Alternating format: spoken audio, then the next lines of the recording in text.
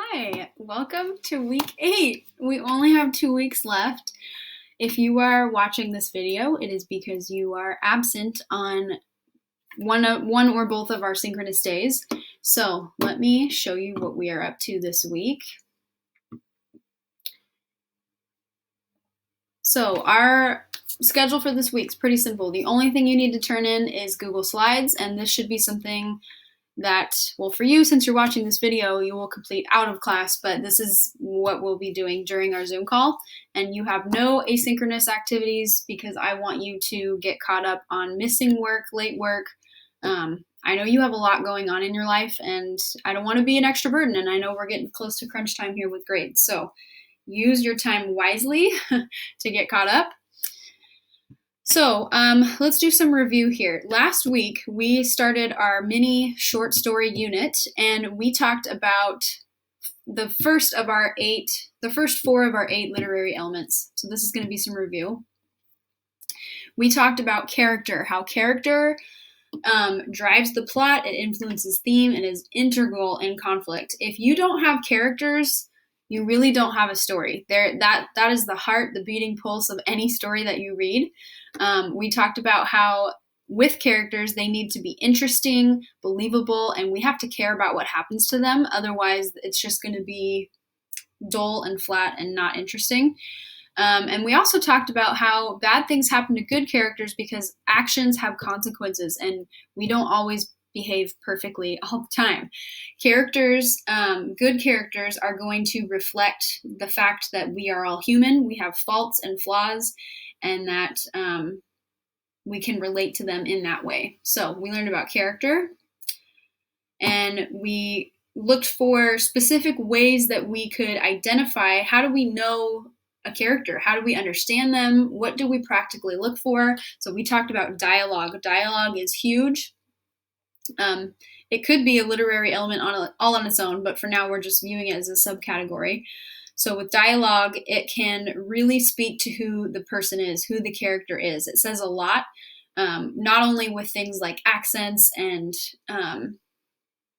words that you would use for slang and things like that, but just how do they interact with people? That points to the last bullet point. What are their relationships like with family and friends and other people? How do they interact with other people? Looking at just, of course, physically on the outside, how are they described? What do they look like?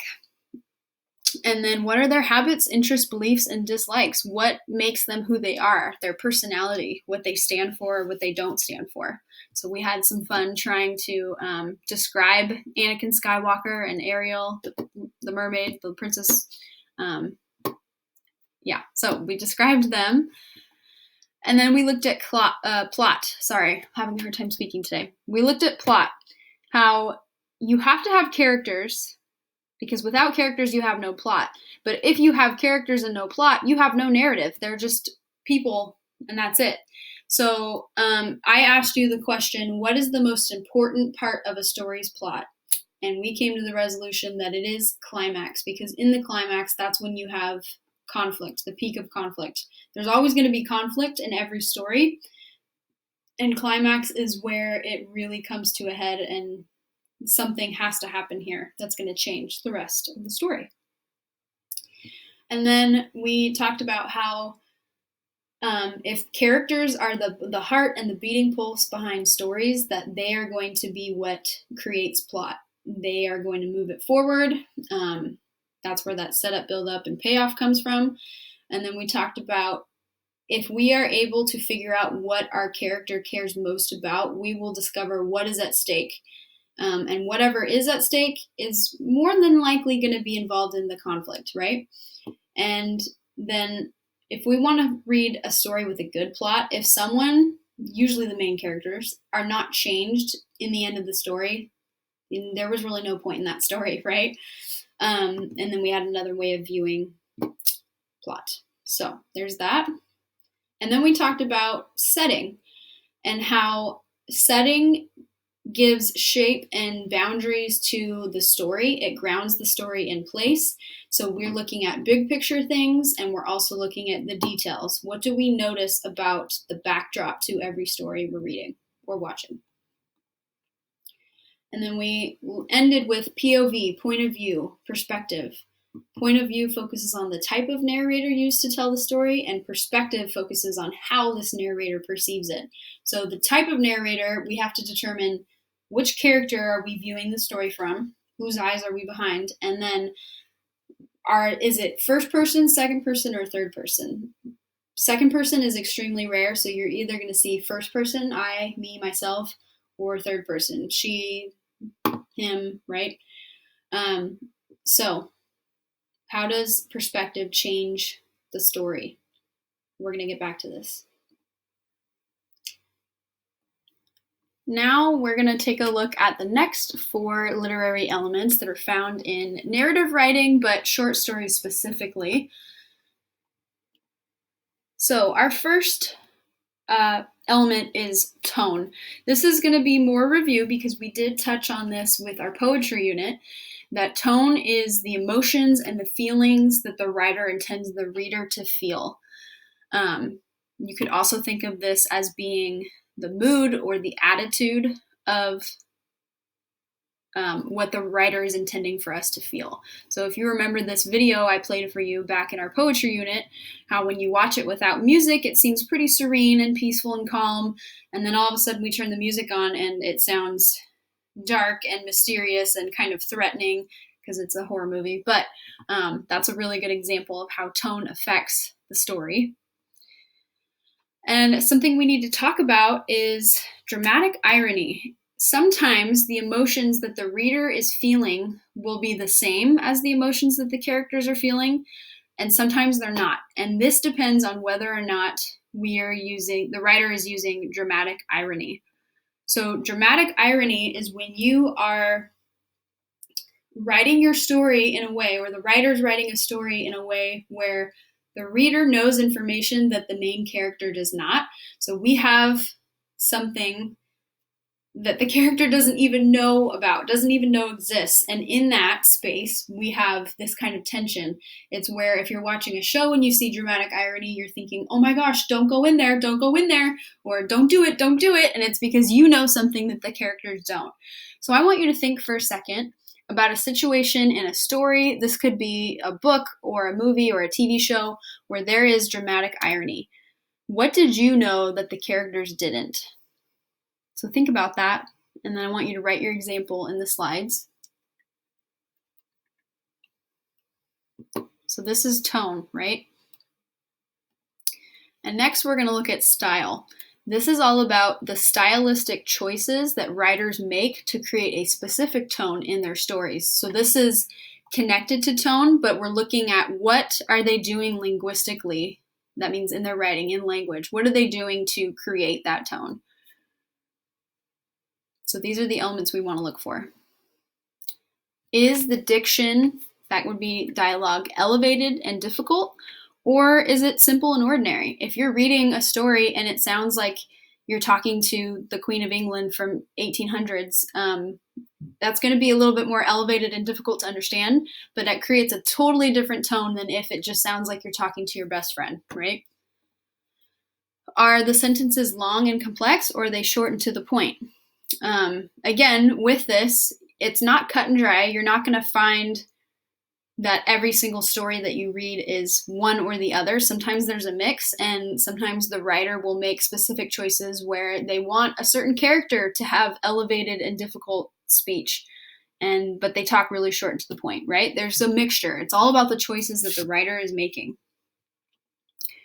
And then is there dialogue? Sometimes there won't be, either in this entire story itself. You can think about like maybe Pixar shorts that you've seen where there's not dialogue at all, but there's a story happening. Or there is dialogue, but how much is there present? If we think about the BJ Novak story that we read, the most of that story is dialogue. It's just dialogue between different characters, right? So it impacts the story and the tone. And then does the style stay consistent, or does it change throughout the story? If you're reading a book and the chapters are alternating, where one chapter it's from Lily's point of view and the next chapter it's from Derek's point of view, the style should change because you're having 2 different characters tell the story, right? So that was style, and now we are at symbolism. Symbolism, again, this might be more review. We did talk about this in poetry. They are specific objects that represent an idea or a topic, and it could be, in colors, shapes, physical, tangible objects, and there is a chance that the symbolism present in a story is connected to the overall theme. Not always, but it can be the case. So if you remember these images from poetry unit, things like a red rose could symbolize romance, or the color red sometimes represents anger. If you think about Star Wars, red lightsabers for the Sith, right? Doves usually represent peace and tranquility. And this is a good idea to consider when you're looking specifically for symbolism. The more prominent an image in a story, the more likely it is to be read symbolically. So if you're having an image or an object come up frequently, it's probably a symbol for something, because a red rose can only be mentioned so many times unless you're watching The Bachelor, right? So that's something to consider. Okay, this is super important. So theme is either a message or a lesson woven throughout a story. Themes can often be symbolized through a physical object, like we were just talking about with symbolism, or they can be seen through the problem, the conflict of the story, or oftentimes a relationship between characters. And something that we really need to remember with theme is that themes are universal, which means when you see a theme statement written out, it needs to be something that can be applied to multiple stories. So when you're writing a theme statement, do not mention a specific character's name or a specific reference to that story, because that makes it specific to the story, and theme statements are supposed to be universal. So I'll show you what I mean. With that, though, let's talk about the difference between topic versus theme, because sometimes we can get these confused. So a topic in a story is usually just one word. Like, think about love, forgiveness, anger, tragedy. You could think about The Lion King being about forgiveness, okay? It's not about forgiveness, it's a topic featured in the story. I have a picture of the characters from Inside Out so that you can think about topics being individual. So joy, sadness, disgust, anger, fear, right? They're individual words and that's it. But theme is when you take that individual word, that individual topic, and you turn it into a complete full sentence explaining the message. Okay, so this is an example of a universal theme statement. True love takes patience and willingness to look beyond the surface. We could apply this theme statement to lots of stories. We could apply it to Cinderella. We could apply it to, Beauty and the Beast, right? There's lots of different stories we could apply this to, and that's because it's a universal theme statement. Now, of course, when you're looking at a story specifically, you could add more to make this more detailed, but we're looking at universal theme statements, and so this is a good example to come back to. So we're going to try our best to work with coming up with some theme statements right now, because we're going to do this again in a different way on Thursday and Friday. So we're going to take this baby steps. So let's take The Lion King. I'm trying to pick things that I feel like are pretty well known, right? So we could list a few topics. This is not exclusive, but these are a few that I came up with. Loss, regret, facing your fears. And then we need to take these topics and turn them into a theme statement that's universal. Facing your fears can help heal emotional wounds from loss and regret. Boom. There's our theme statement. Let's try it again. Let's talk about Star Wars, since I've got it on my brain, and it's a well-loved franchise. We have just a few topics here. Good versus evil, light side versus the dark side. Family connections is huge in this story. It's a trilogy with multiple generations woven in. So take a second in your slides and either add more topics if you feel like there's more that's present to the story, And then I want you to write a universal theme statement using those topics. When you're done, keep going to the next one. Okay, so you should have your theme statement written for Star Wars. Now you're going to come up with the topics in the theme statement, and you're going to do that for Frozen. If you haven't seen any of these movies, pick a different movie and tell me, but go ahead and come up with topics and then use those topics and come up with a theme statement.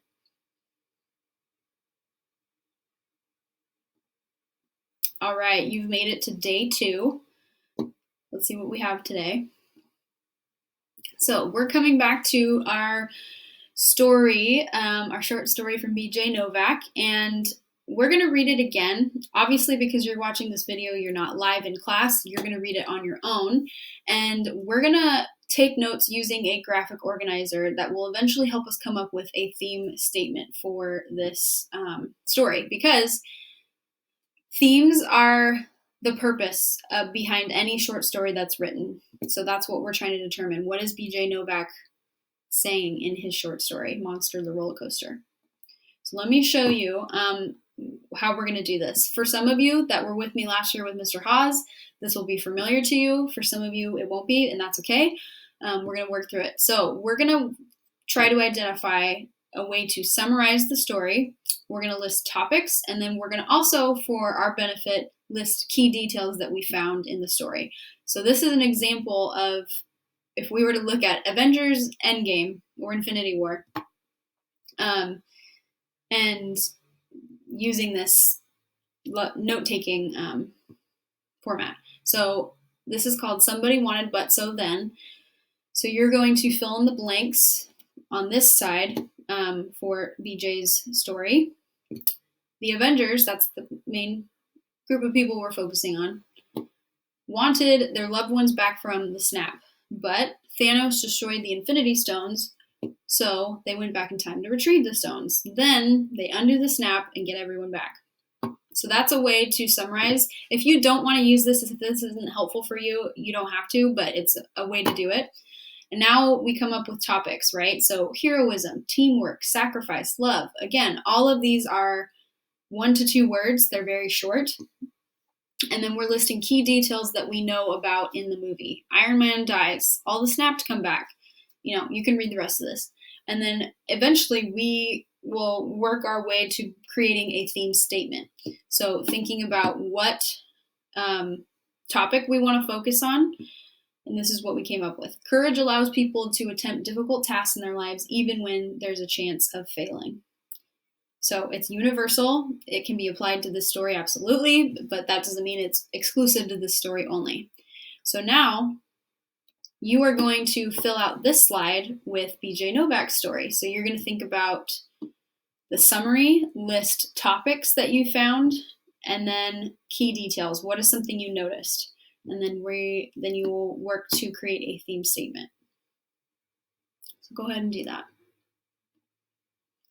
Okay, now that you are done with your graphic organizer, we have a last few questions to answer to help us process the story that we read. So I want you to think about the story and tell me which characters do you relate to and why. I know they don't have actual names, they're represented by numbers, so it might be helpful for you to go back and look at the dialogue and figure out who said what. And then I want you to tell me what characters do you relate to more and why.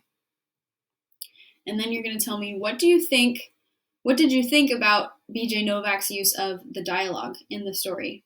Because he uses a lot of it. It's almost the backbone of his story. What do you think about his use? Was it good? Was it too much? Did he need more description of the setting? Things like that. And then lastly, what symbolism did you find in this story? You might think about sometimes symbolism can be represented through a metaphor or a simile or something like that, other than just an object itself. So think about what symbolism did you find in his story? And then write your responses. All right, full circle moment. We're wrapping up here. So last week you had a POV photography walk assignment, and the goal was to see how perspective and point of view changes what we see, feel, or think about. So now, this is the last question. I want you to think about your picture that you took or found. And how does your experience with that assignment, how does it connect to the theme of Novak's short story? Because he's talking about life, and I want you to describe how those two are connected. So go ahead and write. All right. So that is the end of week 8. If you have any questions about this, since you were absent during our synchronous days, please let me know. But I hope you have a great rest of your day, and I will see you soon.